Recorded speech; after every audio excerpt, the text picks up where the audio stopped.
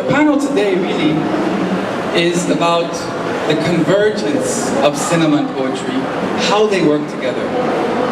Quickly, one could have a long lecture about the beginning. Lumière was actually a friend with Mallarmé, the beginnings of cinema. They were all there together at the same time, and there's been many trial and errors with cinema and poetry. You can think of the famous directors like Man Ray, so on and so forth. We could really have a long discussion about this history that's very rich. The poetics of cinema, cinematic poetry, film as poetry, so on and so forth. But I think what we're going to watch right now is a new effort at poetry and cinema that really emphasizes poetry and not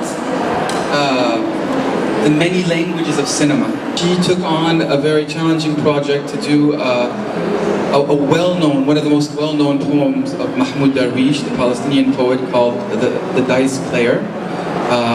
And she decided to connect that to her skills in filmmaking and animation. And this film premiered, you can say premiered, yeah, at the Toronto Palestinian Film Festival. And she also wrote her, Nesma also wrote her thesis on visual poetry. What's interesting too, I want to just say, Nesma, I think there is some connection between like poets and cinema. One of the most famous French poets, Stéphane Mallarmé, for example, he also had a poem called The Dice Player or The Dice Throw that was written influenced by cinematic language. And I just found that a coincidence that the first animation poem you do is also connected to The Dice Player of Mahmoud Darwish. So I took on this film when I was inspired by Mahmoud Darwish's recitation method. It was so rich and it was so compelling, and it just inspired me as a filmmaker and as a visual artist to just visualize it and present it in a film.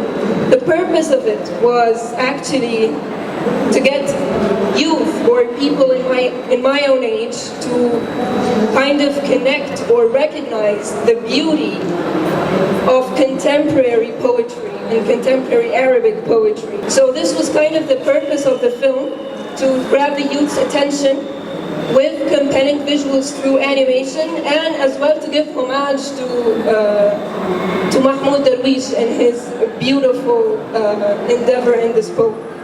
So I will leave you now with this film, and we can discuss it later. Thank you, thank you. Question, and then after I ask this question, I wanted for all of you also, and also the audience can. I'm welcoming everyone to respond to this right now, because it's an important question of how do you do film and poetry? The conservatives might say, no, why a poem should be enough? Are you kidding me? Why do we have to rely on the visual? There's already too much visual out there. Visual culture is killing us. I'm just saying, start an argument with you guys.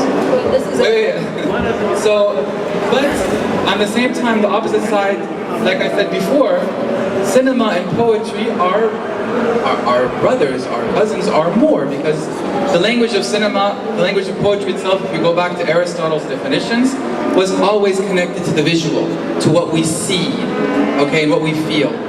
So I'm sort of asking you, how are you trying to distinguish yourself in this type of genre, type of expression, because it's connecting two supposedly separate fields, but I don't really think they're that separate in the first place. So, I mean, one way I felt you distinguished yourself is to try to really emphasize calligraphy in your animation. But how do you feel about yourself also as opposed to this discussion?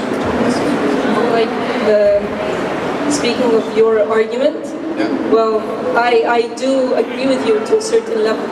But when the purpose of the film is to drive the attention of the youth to be more interested in poetry, then like the argument is it does not matter, because this film by itself, it encourages people and it intrigues them to go read the poem and go maybe reflect on it. I agree with you that even by watching this film, you will not understand the poem totally. You will not get everything that Mahmoud Darwish was trying to convey.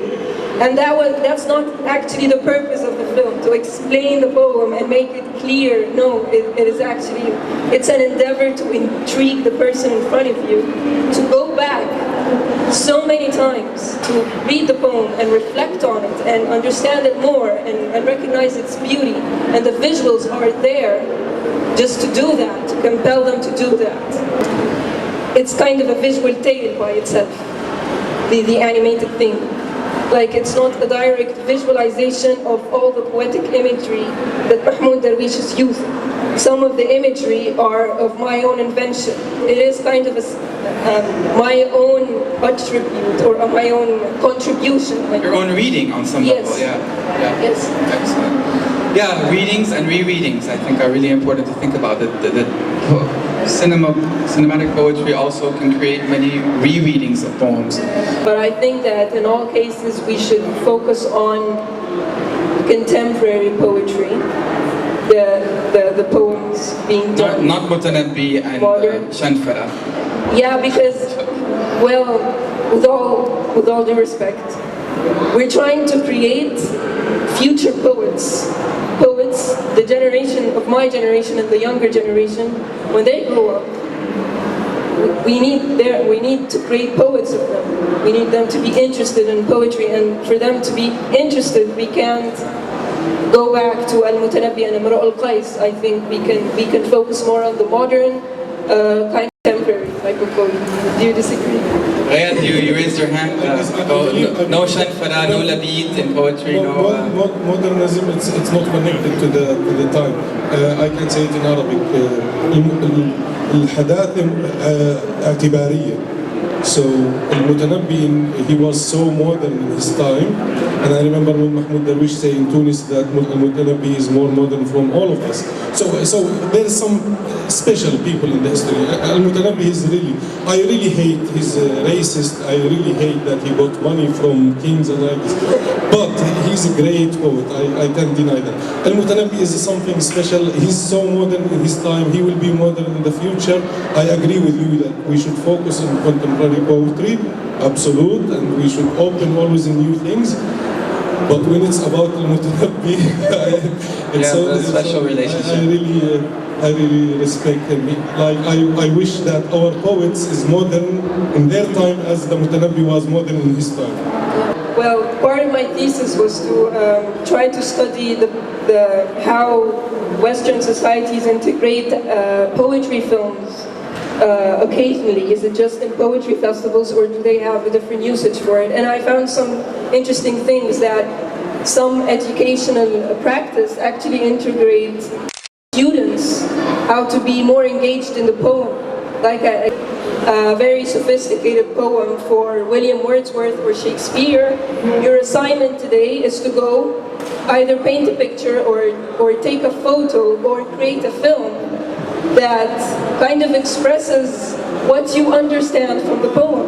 So it's like encouraging the student to visualize it and to try to create an image for the poem. And I think this is very, very interesting, because if this was applied here, our students, Arab students, will come to understand the very beautifully sophisticated poems of Al-Mutanabbi and other poets as well.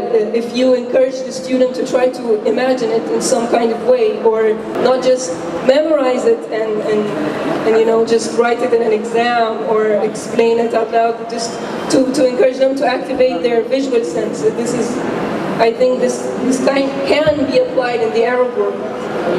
And I think it's boundless also. I mean, I think we should also expand it to things like Zajal and Sha'r Nabati and different forms of oral expression. I mean, in fact, we should extend what poetry means too at the same time. I thank our poets, our poet filmmakers, Ghayath Al Madhoum, Marie Silkberg, and Nesma Rushdie, for really sharing their new work, this new genre, or this genre that's getting renewed by them in different ways and in different directions. And thank you very much for coming here. Thank you very much.